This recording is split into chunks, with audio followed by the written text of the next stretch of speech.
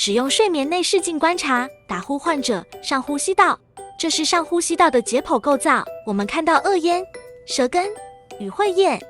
以下影像是我们用药后使用内视镜观察患者入睡时的上呼吸道状态。这是前后恶咽阻塞。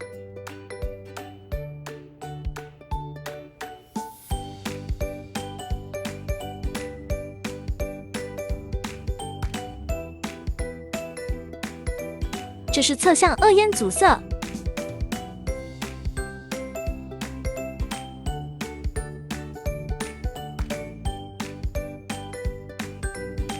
这是环状恶咽阻塞。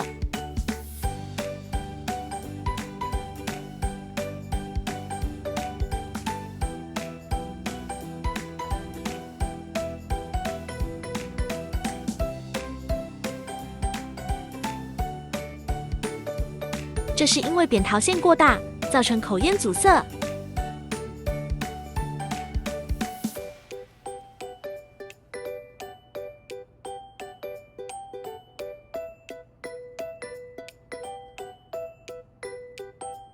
这是舌根前后阻塞。